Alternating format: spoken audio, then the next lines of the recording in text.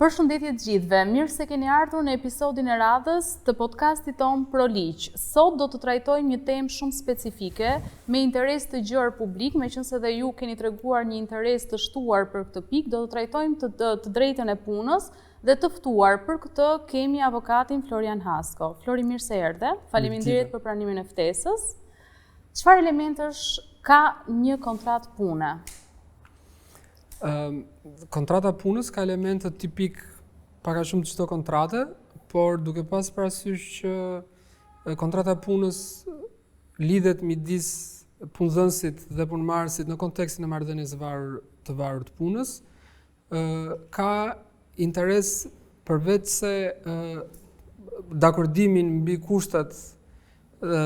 afatet dhe çështje tjera të kontratës, ka edhe një interes në informimin e punëmarrësit për drejtat dhe detyrimet që ka. Për shkak të marrëdhënies ku punëmarrësi mund të themi që në një farë mënyrë është pala e dobët në këtë marrëdhënie. Nëse do të kishim parasysh vizualisht këto elementet që cituam më sipër, çfarë prezenca elementi do ta bënte një kontratë pune nul apo të pavlefshme?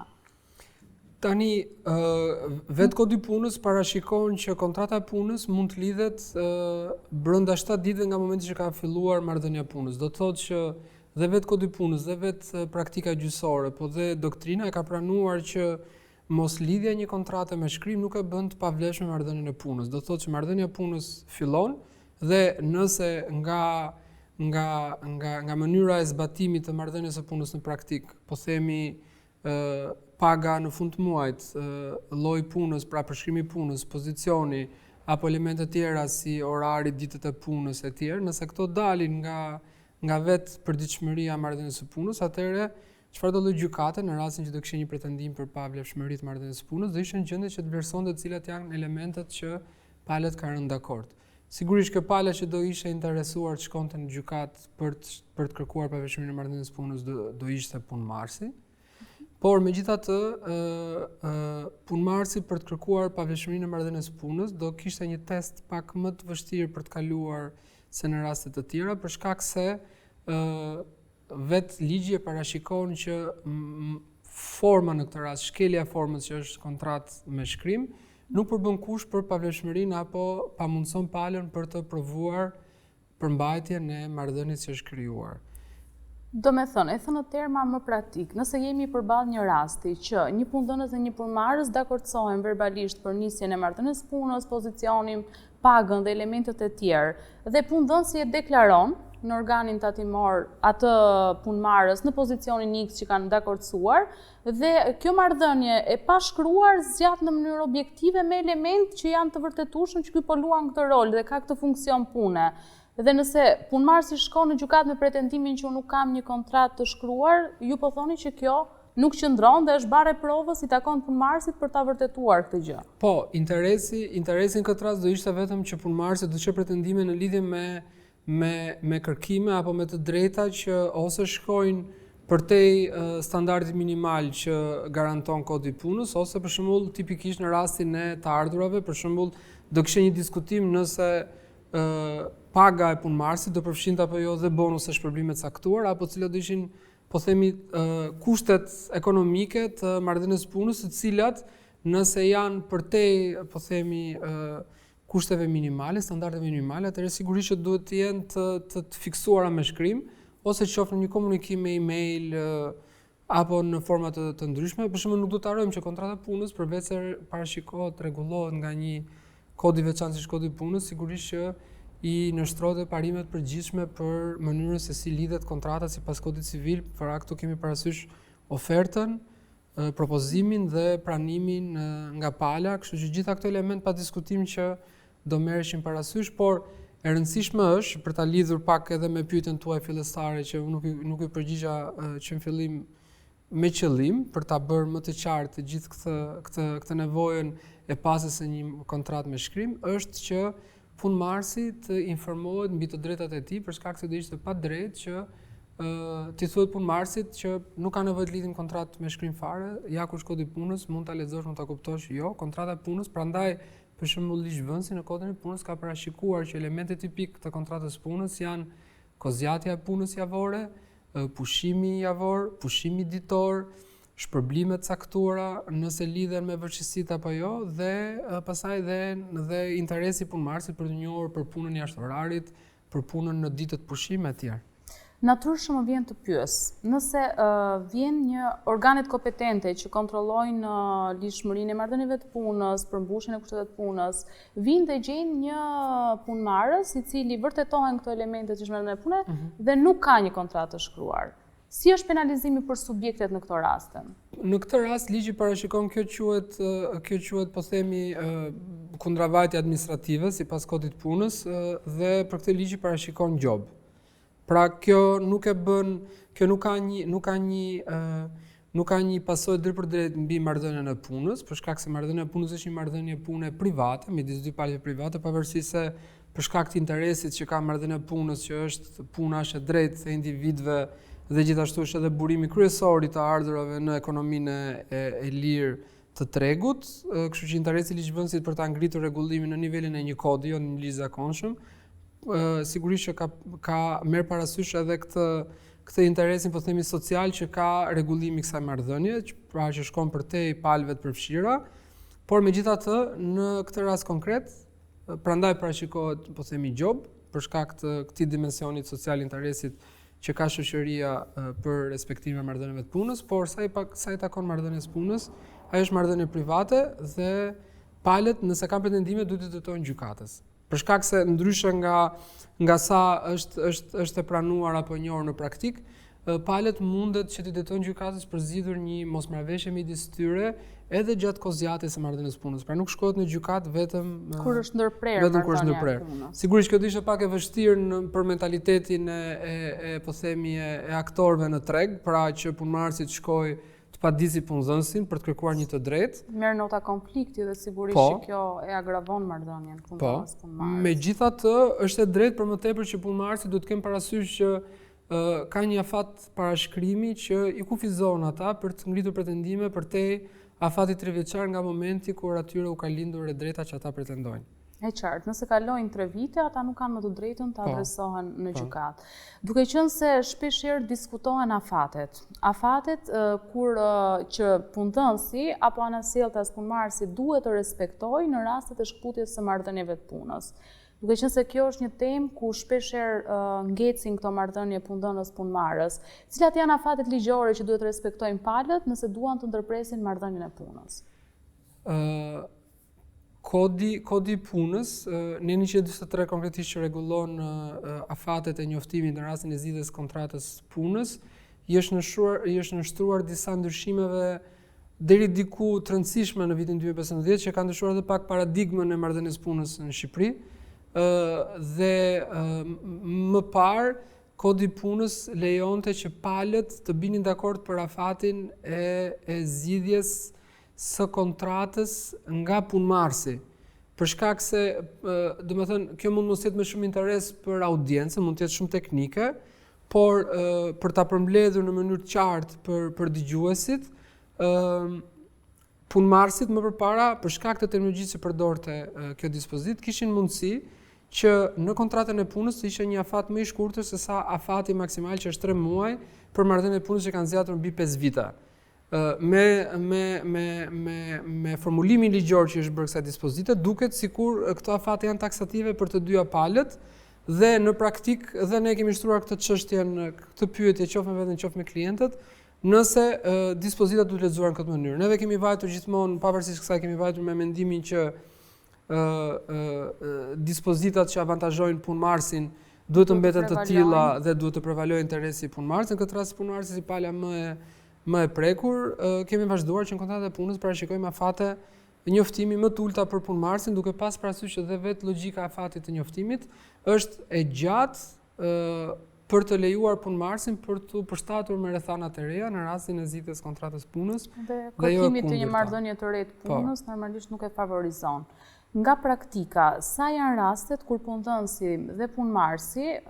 dakordësojnë këtë afat, duke qenë se siç edhe e thej që duket se ka një ekuilibër mes afateve që punëdhënësit dhe punëmarrësit duhet të zbatojnë. Sa nga punëdhënësit e aplikojnë këtë si dispozitë tolerancë, le ta quajmë kështu, që punëmarrësi të ketë mundësinë të largohet më përpara se çfarë parashikon kodi punës në raport me afatet procedurale. Po duke qenë se sfida më e madhe e punëdhënësve në Shqipëri dhe kjo mbas është në favor të punëmarrësve aktualisht është që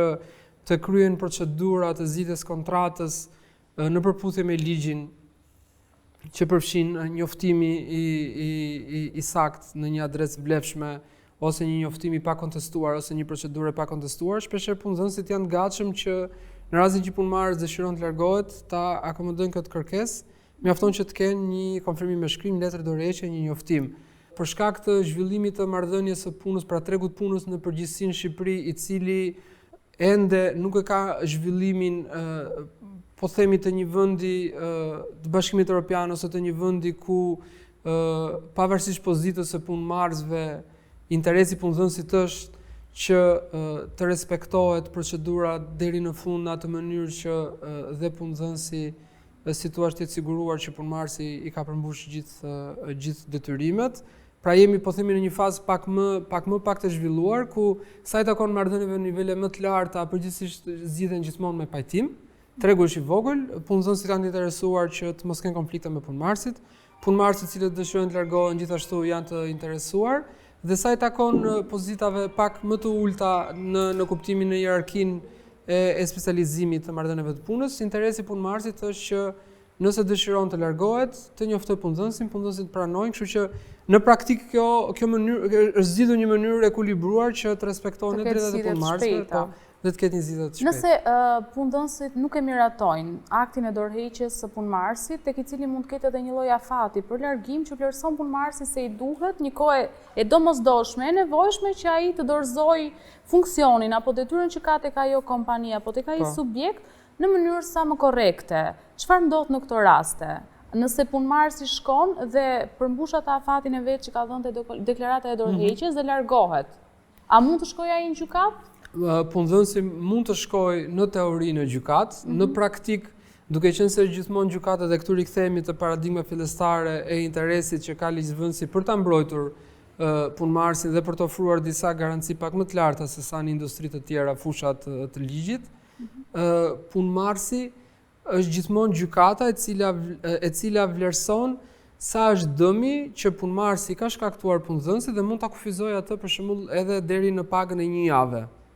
Tani duhet kemi parasysh diçka, kodi punës është konceptuar, është miratuar, është konceptuar dhe miratuar në vitin 1996 dhe përgjithsisht i zbatohet tipikisht marrëdhënies së punës në rastin e ndërmarrjeve me shumë punëmarrës, siç janë rastet tipike të fabrikave, të ndërmarrjeve të mëdha të prodhimit të tjerë. Pra, është konceptuar në këtë mënyrë dhe për këtë arsye mund të themi që edhe më mos i përshtatet 100% dhe ka nevojë për pak interpretim rastit për shembull të industrive të shërbimit, që sot zënë një pjesë shumë të madhe të forcës punës në vend. Që do të thotë është pak e vështirë për një punëdhënës që të pranojë që në rastin, po flas këtu nga pikpamja e punëdhënësit, që të pranojë që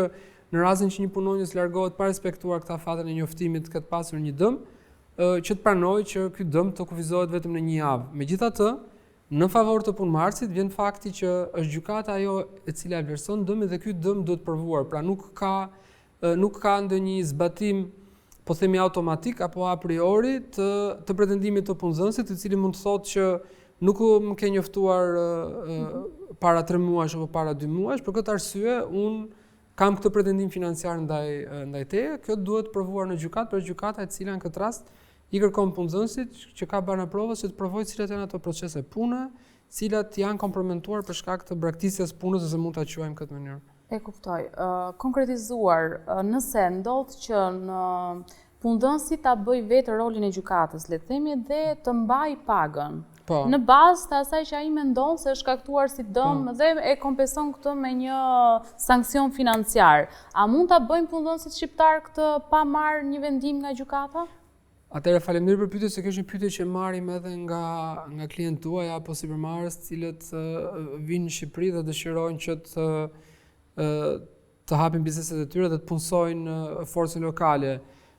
Kodi i punës, e kjo është mirë pranuar edhe nga doktrina dhe nga praktika gjyqësore, e ndalon ndalimin nga paga, që quajmë ne.